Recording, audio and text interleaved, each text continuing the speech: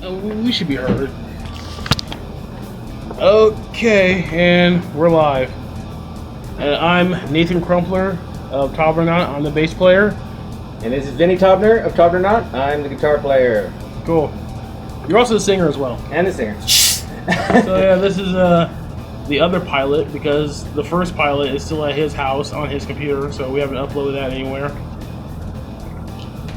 This is going to be the second pilot episode. Yeah.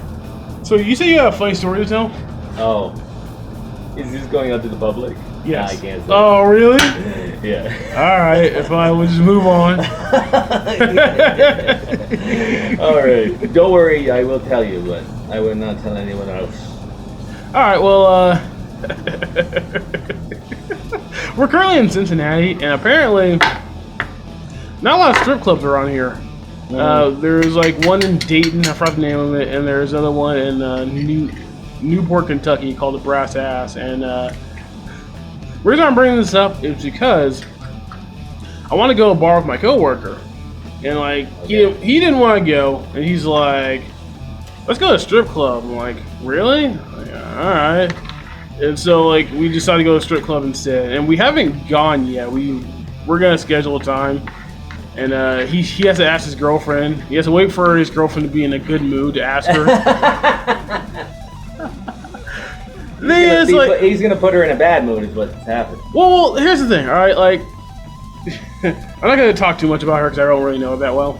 Oh, okay. But essentially, it's like sometimes she's like really in a good mood and she's like she's down for anything. Yeah. And so there's a chance that if he asks her to go, not only will she say yes, but she'll come with us. Where? To the strip club. Oh, to the strip. Oh my god. And there's also a chance that she's gonna say no, and there could be a big argument. So yeah, you never know which way that one's going. Yeah, we don't know. I don't know. These modern relationships are difficult. I don't think that's very modern. I'm pretty sure that's like ever since the invention of strip clubs, that's been an issue.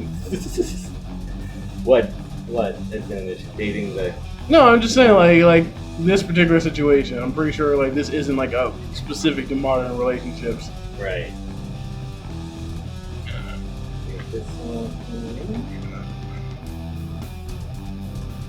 So is there anything you want to talk about? Let me just say I got a new daughter. Oh yeah. Yes, that was born on November 17th, I think. You don't remember? I don't. It hasn't even been a month. I know, but listen, maybe the audience should hear this. I have legitimate brain memory loss. Oh really? Yeah, from being unmedicated for so many years. Okay. For bipolar disorder. Oh, okay. Yeah. So it's just how it happened. All right. Yeah. When you say you had a kid, I forgot to ask you if like about any of the details. Like, I didn't remember her name or whether it was a boy or a girl or anything. When was this? When you first told me about it, I don't know if you told me if it was a boy or a girl or what her name was. Well, I know now. Yeah. Oh, what's her name? Emmy. Emmy. All right. Emmy. Yep. So that's cool, and really I wish we could play music more often, but we can only do it once a week. It kind of blows. Yeah. Since our jam time is on Sundays, we can go to this open mic. I forgot where it is. I think it's like some dome place or whatever, but we can play there every so often if we feel like it. Nice. I'll ask him about it. But I'm pretty sure they'll have like a PA system that we can use. Really? Yeah. I think they already have like a PA system set up for the open mic. To mic the drums or something? We don't have a drummer, so we don't need to mic drums. Well, Mike might be coming home in December.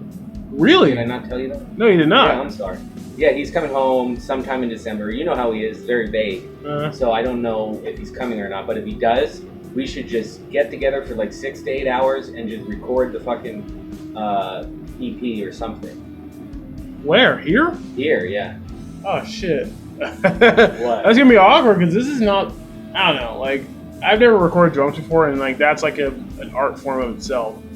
Yeah, but there's people who can give you tips. Yeah, I know. You talk to Jeremiah. Like, Jeremiah is open door anytime. I know, but even I mean, I'm pretty sure it'll speed up the process if we're if I'm taking tips from like professionals who know what they're doing. But it's still like a learning process. You know, it's still something you need to learn.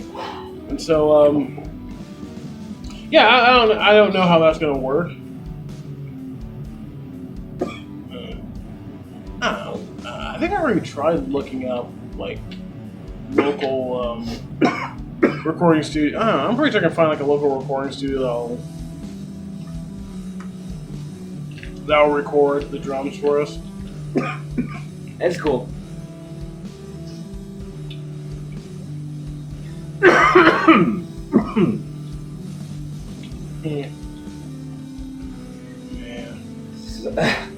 So we're currently in they're in my basement. We're in my basement right now. It's also my workshop where I'm trying to cobble together some guitars. Yeah, I'm thinking about calling them Natrid guitars. Natrix? Natrid. Natrid. Yeah, Natrid. Like hatred? Yeah, like hatred but with N. Nice. Natrid. Yeah. Is that some racist term or something? What? Why was it a racist term? Because you said it was what's the word again? Natrid? Natrid. It has an N in the front, Yeah. so it could be. What? I don't know. That's a bit of a leap. I don't know. Oh man. So, what excites you most about 2022? I don't know, man. Like, what do you have on your creative palette? The thing is, like, I'm kind of... Alright, well, as far as, like, creating music, I have my side project called Jin Chessian's White Maiden. That basically took a back seat while I was, like, working a shit ton of hours, and then, like, I found this band, so so I took a back seat to that as well. Also, there's this other side project. It doesn't have a name yet, but it's basically, like, atmospheric funeral doom. I started with this guy on Twitter. His name is Doom Scroller. Oh, and so it's really slow, like long-winded doom metal. that's cool. Yeah. I like that. Yeah. So far, he's liked most of the stuff I posted. Oh, I do the I use MIDI drums. I use Easy Drummer for the drums, and then I play the bass. You okay, man? Yeah, I'm fine. Oh, shit. We should record that and pull a Black Sabbath Greenleaf. I think I was talking over that, man. Was it hard to? I think I was talking over it. Yeah. I don't know, man. We'll see. So what happened here in the back? Back of what? It looked like you just hacked away at it with the wood chisel. Oh yeah, I did hack away at it with a wood chisel. Basically, this is where the I need to get like a fat drill, so I can like drill in here and it will be big enough for the input jack to go in. You mean you need a fat drill bit, right? Yeah, fat drill bit. I have those too. Oh, cool. Because right now I can bring them to you.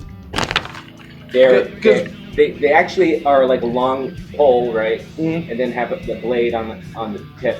Yeah. You know Awesome. what I'm saying? Yeah. So basically, what happened was like, it's not big enough. I don't have a drill bit big enough to fit the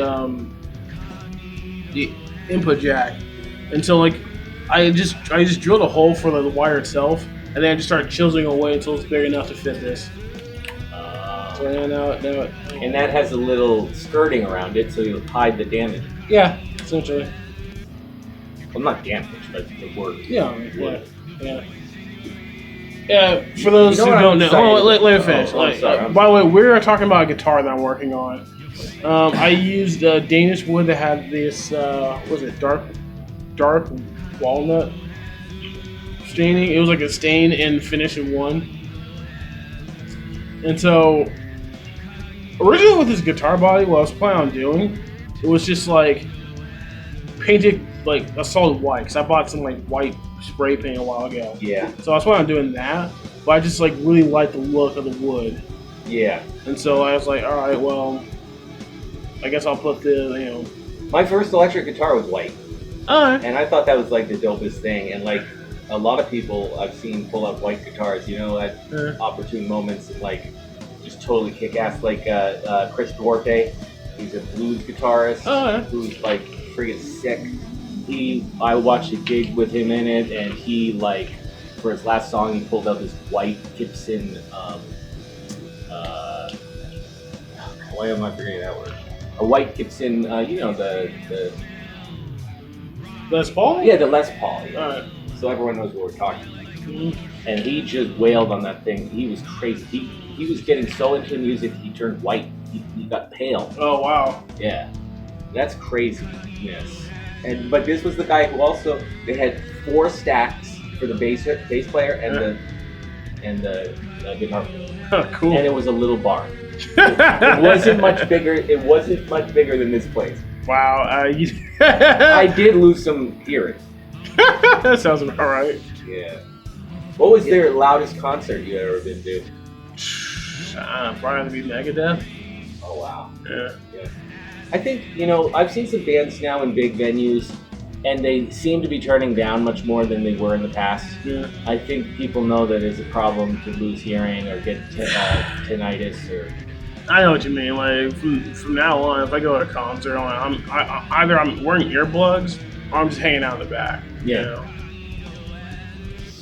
Yeah. I think like the last big concert I went to was Guar. I feel bad.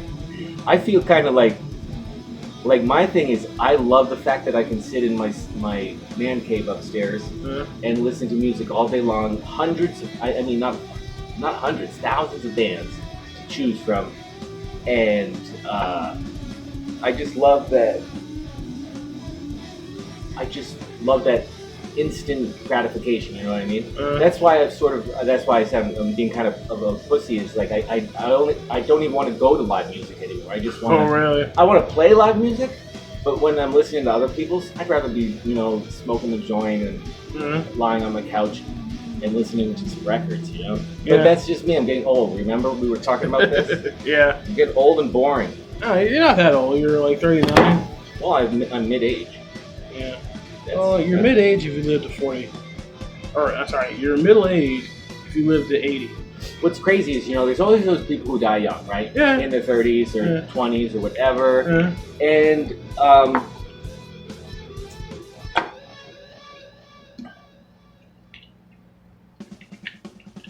what was I going to say?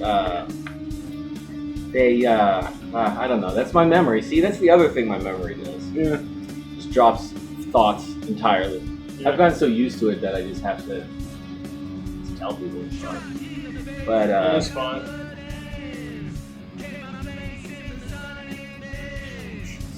Yeah, this guitar.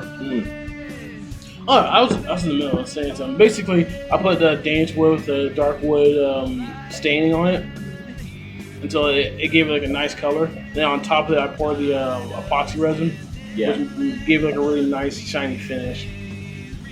I'm by no means an expert, but my personal, unprofessional opinion, I think epoxy resin is like the best finish for if you want like a one and done. Like if you want to just like do the mix and then pour it on there and just like have it look nice, epoxy resin is really good for that. Because there's a lot of finishes where you have to like sand it like multiple times, and there are people who just like they'll do like 10 layers, and they'll have to like sand in between each layer. And I watch videos on YouTube of people making guitars, and they like to go all out. Sometimes they do things where I'm like, okay, that's like way over the top. Nathan does a lot of YouTube learning, and I just want to say, like, I think I was listening to Elon Musk, and he was saying how much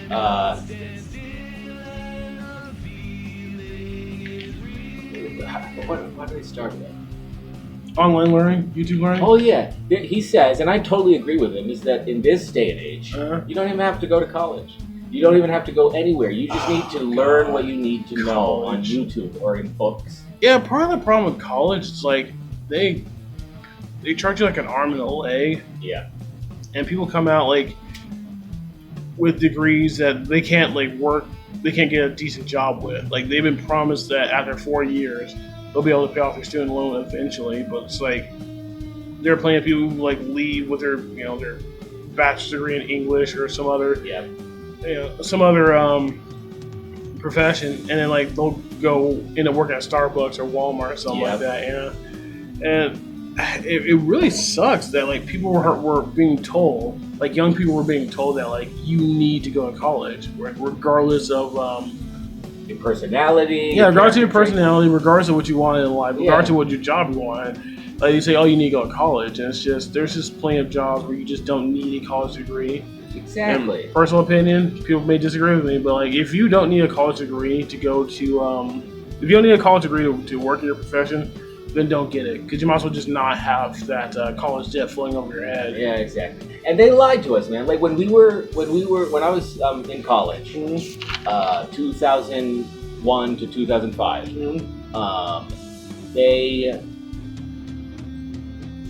they tell you, what you're getting is a valuable asset. But like you said, what ends up happening is that you are working in a coffee shop. Yeah. And that's what happened with me. But I think every kid dreams who wants to go into academia. Any kid dreams that they'll go to college, then get a master's degree, then get a PhD, and they have that all mapped out. But in reality, there's an overabundance of PhDs in this country. What that means is that there are a lot of PhDs who are out of work or doing things that have nothing to do with their degree. Because they thought, I have a PhD, I'm going to teach at Harvard. Yeah, right. Only the top 10 people in the world are going to teach at Harvard. Yeah, like if people follow my advice and like only went to college if they needed that for their job, like, yeah, they're barely. I don't know how many people, but there'd be significantly less people going to college. Yeah. I love it how he just said that. Elon Musk was just like, yeah, I don't think people need to go to college. Yeah, you see the stupid media, and I hate the media. I'm with you, brother, but all they can get out of that is that they're just looking for him to make a mistake. They're just trying to find a way to dig into him because they're all jealous that he has $300 billion. Yeah, I don't really know much. Like, I'm sure there are reasons why people would not like certain millionaires and certain billionaires. Well, but it's like, what? He's dangerous. I guess they would see him as being dangerous. Yeah, it's just I don't have this hate. I don't have any sympathy for them, but I don't have like a hate boner for them either. Like, I don't really care about Jeff Bezos. You believe he's overpaid? The complaints people will make about him is that like he has these like terrible working conditions, but like people choose to work there and like they can quit. Like, I have a fairly easy job. I mean, it doesn't earn me that much money. I mean, it earns me a decent amount of money, but like it doesn't earn me like a lot of money, but it's an easy job. Yeah. And so like there are jobs that you can work that will pay you a lot, but they want their money's worth, And so I'm not saying that what Jeff Bezos is doing to his workers is morally right, but they can always leave. Right, they have a choice. Yeah. In fact, I actually tried to work at I tried to work at Amazon, but like they wouldn't hire me because why? Nothing personal. It's just like I couldn't fit into my schedule. I was trying to make it like a side gig. Yeah. And like they would give you like a list of different schedules, and like none of them would fit in my schedule. So I tried to call somebody, and like nobody would answer. They would call me, but it was always like a robot who would never. It was never actually a human being who would talk to me. I hate that. Yeah. Want to know what else I hate? Do you do FaceTime? I mean Facebook. No. Oh, just this ridiculous, excessive. Like, I can't say it enough. Is that there's a secret police on Facebook. Uh-huh. That Facebook monitors all your posts, Uh-huh. all your things, and if they think it's inappropriate, Uh-huh. they can rip it off and then suspend your account. Yeah. Like that. They've suspended my account. I would prefer that all these, like, you know, Twitter, Facebook, YouTube, all these different social media accounts, all these social media websites, I want them to be upfront and honest. You know, like, I think that's part of the problem. Like, they want this like middle ground where like they don't want to be upfront and honest. What am I trying to say? I think I lost what I'm trying. But basically, I want them to be upfront and honest. Where it's like, oh yeah, there we go. They want this middle ground where like they don't want certain people on their site, but they'll allow them to continue on their site because like they don't want to scare these people off and go to some other website. And they don't want like people who may not be like, maybe people who like stay within the lines. Yeah. Those people there are people like that who will still get upset because like they don't like the idea of these people getting kicked off because like they've spoken out line or some other bullshit, and they might leave as well. And so that's a problem with like these social media accounts being upfront and honest because they can like lose users with that, and then like that will open up room for more competition. Yeah, it's very interesting stuff, man. That all of the millionaires and billionaires in their 40s or late 30s. I guess that's the prime of your life, isn't it? What? When you're late 30s, probably, or 40s. The prime of your life? I don't know, man. Just right, it depends on who you are. Smartest you are usually. I mean, I hope so. That you're smarter than you are now, and that you're more able to accept things as they are. That's the biggest thing that I have trouble with is accepting things as they are. Because I'm a real motherfucking change kind of person. Yeah. But by just letting go of certain things, you learn so much. That's just what I've learned. Yeah. But I mean, that being said, like millionaires and billionaires do have way too much control over our lives, and it just. Well, what's amazing is that they sit on that money, Well, they don't sell it; they invest it, and like part of the issue with like the discrepancy between like the rich and the poor is that like poor people they get money, they just spend it until they can't have savings. Right. And if they did figure out a way to have savings, that money is being depreciated by the Federal Reserve, who's constantly printing money. Right. And so, like, rich people, if they want to stay rich, like, they don't just put money away. They they invest it. Have a solid, what do you call it? In the economics, the thing you're talking about, the house or the new car or whatever is. Yeah, I know what you mean, and and there are people who want like people's net worth. It includes things like their house, their business, their stock, and so like people want to like tax them on that. Yeah. But like they don't have like it's someone say someone's net worth is like $2 million. They don't have $2 million sitting in a bank. That $2 million includes their house, their stock options, their their land, whatever land they have, like shares in other people's business. And so like if they start like selling those those shares, like that's gonna cause a huge stampede of more and more people like selling their shares, and the price is gonna drop. And so like they can end up like ruining somebody's business simply because like they had to like pay more in taxes. Right. To like pay off. They have to sell those shares to pay more in taxes. Yeah, that's crazy. Yeah, what do you think is a reasonable amount of money to have? If you had, what's the amount of money, the bare minimum, not like crazy, like that you would, like let's say someone gave you $1 million. What would you do with that money? That's a good question. Well, first things first, I'll pay off this house. Okay. And then then you can have a whole fucking renovation, man. Yeah, I mean, I don't know. I don't have the money in my hand right now, so I can't say with 100% honesty what I would do. Yeah. Because I feel like I might go a little crazy and just like add a second floor to the house. But I don't know. I guess I'd try to like. I'd probably just like take a certain amount, like probably half of it, like $500,000, and just that'll be my savings. That's the money I'll just like live off of, and then like after I pay off the house and do some renovations, light renovation. Yeah. Then I'll probably invest. I'll probably like buy some like I don't know about buy, maybe like rent out some workshop somewhere so I can like make a bunch of guitars. Yeah, like have a place that like have your own like key and lock business, you know. Actually, I don't know if I'll do that. I think what I would do is like I would like work on guitars and figure out a way like something that's like unique to me that people would want to buy, and then I like go to some like manufacturer somewhere and then have them produce that guitar. Now I gotta ask, how many layers of paint have you used? Oh, it's just one. I mean, this isn't really paint. It's this glossy stuff. This glossy stuff is epoxy resin.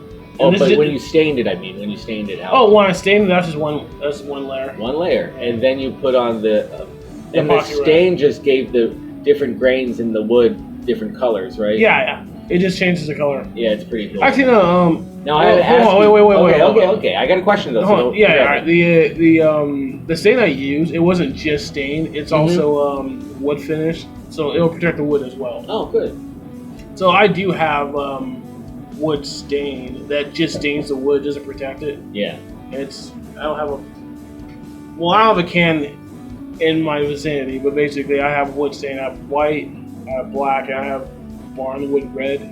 Now this is what I'm talking about. This is my question. See these scratches here? Is that part of the design, or did that happen accidentally? That happened accidentally. Because like, I don't know why I didn't want it. I think it would have been like, it would have been easier for me to just put the epoxy resin on before I routed it out.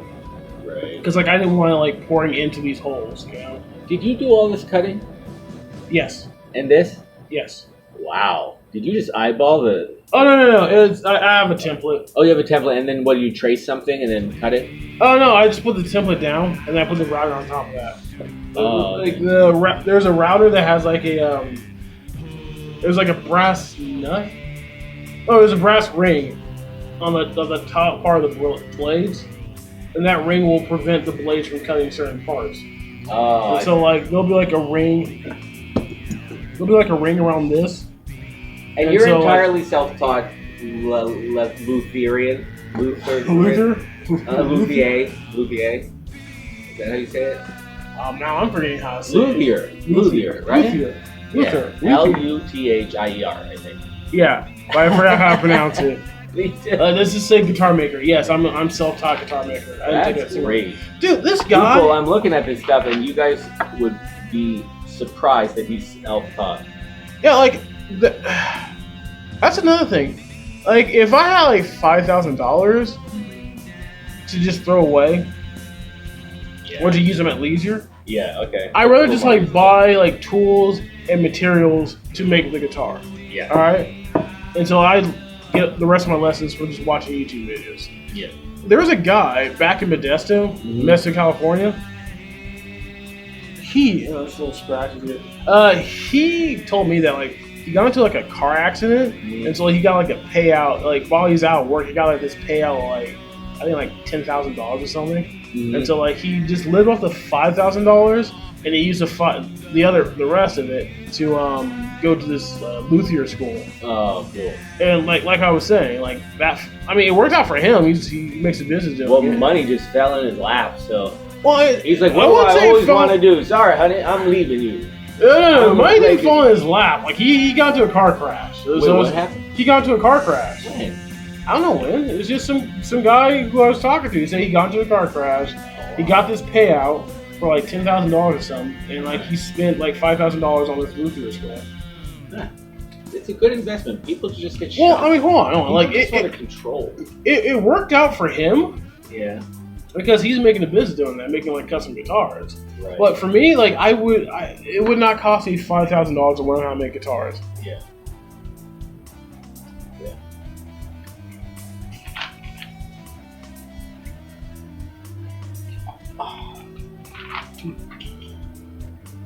All right. So, is there anything else you want to talk about? How long have we been talking? I don't know. Let me check. What time? By the way, we're recording this on my cell phone. I will. Oh, and I should have told you. I'll tell you later. We're only going for 30 minutes. Oh, and we should go for how long? An hour or 45? I don't know, man. However long you want to go. We can go for an hour, I guess. All right. Well, I mean, if we go for an hour, will we still have time to jam or to record anything? Let's see. An hour from now will be 10:30. Yeah, we can still jam. Oh wow. Let me see. What was I saying? What else did we talk about? I was thinking of all these wonderful things to talk about, and then I. Oh yeah, back to the cell phone. Basically, I don't have this place wired up for recording yet, but I'm going to do it because I have a drum kit down here, and fuck, I have no idea how that's gonna work. But we could do it like really. We could make like a really dirty album, and just like record drums here. Okay, wait. By dirty, you mean like dirty riffs, or fucking like dirty like sex and drugs? Like, what are you talking about? I meant like dirty recording. Oh, gotcha. Like lo-fi kind of. Yeah, like this. Like these are like really cheap mics. Yeah. I think those are like $20 each. Dude, but I know you're going in that direction, but I fucking want to go in the other direction. I think. I'm not saying that you're wrong. Wait, what do you want to do? I want to do have a crisp, modern take on the sound. You know what I mean? Okay, I mean we can do that, but like I said, like we're gonna have to like shell out some money to go to a recording studio. Yeah. Well, maybe after Mike. That being said, though, he'll have $1 million. Is he on the fishboat now? I don't know. He hasn't returned my text. Ah man, that guy, he's being oddly aloof. Elusive, yeah, very hard to get down. But every time he does, it's always really nice. So I think he's fine. He has a lot of shit to think about. Yeah. That's what happens when hard shit happens in your life. Yeah. I mean, if he shows up, he can be on the podcast as well. Yeah, I want him on the podcast. He's funny. He describes himself as shy, I think, but he's actually really shy. I don't think he is. No. Okay. So, what's the craziest? Oh God. What? Let's just talk about this. You have expressed to me an interest in doing a cover.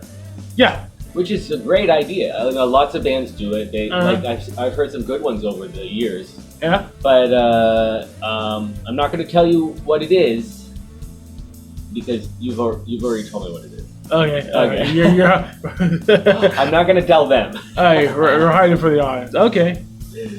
But what do you think about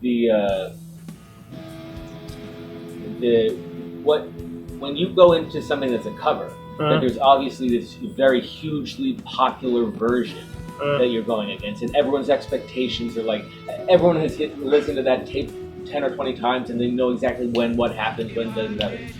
So how do you feel about that? I don't know, man. Like I clearly want to do something different. So like, okay, this is interesting. So I have Easy Drummer, and like I made this like, was it death metal or black metal? I forgot which one it was, but like I used one of those. I think it's a death metal drum track.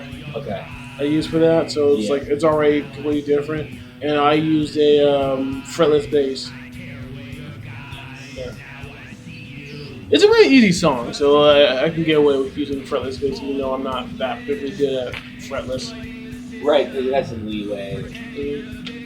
Yeah. Yeah, and I started learning the guitar track, the rhythm track as well, and that's fairly simple as well. Oh, good. Yeah. So you've done your homework, you know. Mm-hmm. I'm starting to listen to it more and more to kind of get it in my veins. But I'm really excited to do it. Another really awesome way to do things is to do a split where like two bands make a record together, and they split four songs and 4 songs, or 2 songs and 2 songs, or whatever. Yeah, are we still doing that? Because I heard about that a long time ago. And We were going to do that, but things kind of fell through for various reasons. Like my daughter was born, and then all this stuff happened. And there was me and you hadn't been rehearsing a lot because we've always something in the schedule's always like got in our way. But yeah, it's just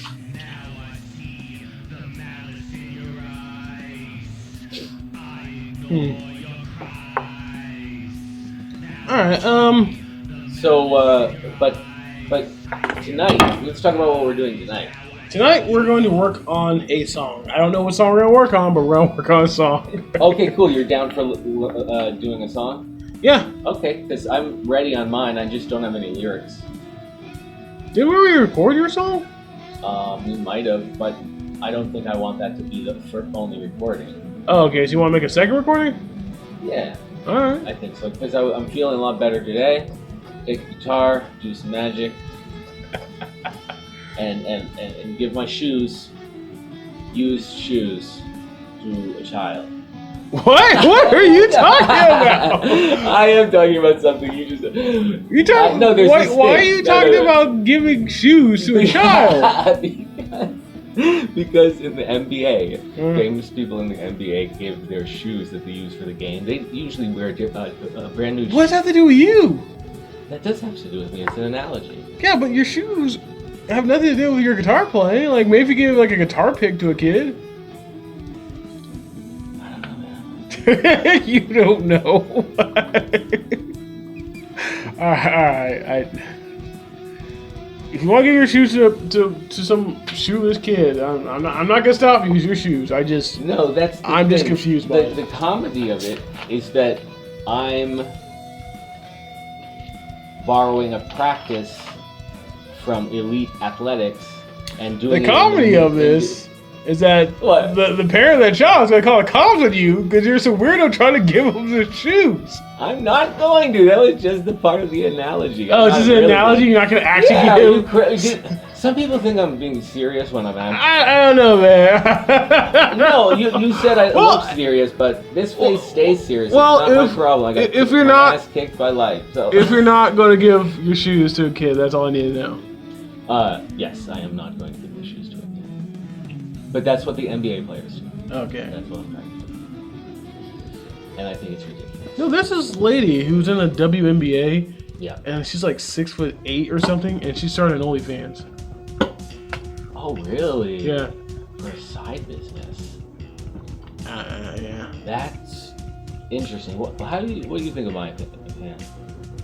Here's what I am upset about. I know they're getting a lot. You asked me how I feel about it, and then you're gonna go on. Do you want to say it, or you want me to answer that? What do you want to do here, man? No, you go. Oh, I don't know. I think it's a nice way to like directly support an actress, a performer, if you will. Because you can go to like all these other websites. I'm not gonna name them off. It's whatever. But you can go to some other website where it's like it's owned by like this corporation, you know, and it's like they're taking a cut of that. And like I don't know what kind of like deal is going on behind closed doors and how well she's been compensated for her performance. Whereas like OnlyFans, you know, that's like I know OnlyFans taking a cut, but like it's taking like a small cut. But beyond that, it's like it's mostly going to this performer, and for the most part, I'm pretty sure. And they get presents all the time from admirers. Yeah, from simps. Yeah, from what? From simps. Wait, what are simps? Come on. Basically, simps are like people who like this is my definition. People who like give way too much of themselves to these online personalities who don't care about them. Right. That's essentially what simp is. Yeah. You know, it's like there are guys who will like pay absorbent amounts of money just to like, you know, get one little kiss. They'll pay like thousands of dollars to get one kiss from this from maybe not even that. They'll just pay $1,000 just to get some attention from this particular like OnlyFans. It kind of makes you wonder, like if you're just getting a message from some lady on OnlyFans, it kind of makes you wonder if that message is actually coming from her, you know? Because you gotta think about it. Like, right. If you're a popular OnlyFans performer, right, and you have like, you know, millions of subscribers, what's the likeliness that you're gonna be able to like talk to each of these people individually and get them like the attention that they think they deserve. You can't, because really their followers go up, but when they have the following, they delete it. Yeah. They get it low. You know, you'll see a lot of people with accounts that are like 2,500 followers, following 44. You know, like they trim it. They trim it or keep it low the entire time because they have a social charisma or something. Yeah. Oh, here's something I'll say. All right, there are people. They tend to be like right wing. They tend to be conservative who are like seriously concerned of the moral fabric of our society and like the effect OnlyFans is having. It's not just OnlyFans, but like just porn in general is having on our society. And like, if they want to like think it's like, if they want to have their personal opinion on that kind of activity, I'm not gonna stop them. I'm not gonna judge them. I don't care if that's their opinion. But my issue is when they want to like have the government step in and deal with like pornography, to deal with OnlyFans. This is what's happening on Instagram too. Hold on, let me finish. And so, like, my problem is, like, they're worried about degeneracy. Right. Like, of course. The United States government is way more degenerate than any of these, like, pornographic websites. Yeah, like, I've said this so many times before, probably not on a podcast, but I've said it so many times before, that's, like, United States government in Afghanistan, when they took over, they put child rapists in charge of Afghanistan. And so they had American forces protecting child rapists for the entire 20 years that they were occupying Afghanistan. Like, there are other things that they've done that's fairly degenerate, but few things top that. So, like, I don't want people thinking that the U.S. government is going to protect them from degeneracy. I don't want people thinking that the U.S. government is going to, like, save them from, like, any kind of addiction, whether it's porn addiction, whether it's drug addiction, technology addiction. Like, the U.S. government, like, they got involved, like, when before the invasion, Afghanistan produced like 15% of the world's opium. Right. Oh, sorry, no, they're the biggest opium producers in the world. It was 15% of the opium found in the United States, of the heroin. That's where heroin comes from opium. 15% of the heroin found in the United States, it came from Afghanistan. Most of it comes from Mexico and other Latin American countries, but like 15% of it came from Afghanistan. And after the invasion, it was like 20% of the heroin found in the United States came from Afghanistan. And how did they get it over here? They ship it over here. I mean, ship probably. I don't know exactly how they ship it over here, but like, there's a lot of money to be made from the drug trade, so there are people who are going to make it happen. Yeah. And so, like I was saying, the United States government is not the organization that's going to protect you from yourself. It's a lot of it's really bullshit. Yeah. Crazy, man. I'm like, oh god, I'll tell you this story over. I forgot about it. This is the second pilot episode of Taubnernaut podcast, where we ponder the orb.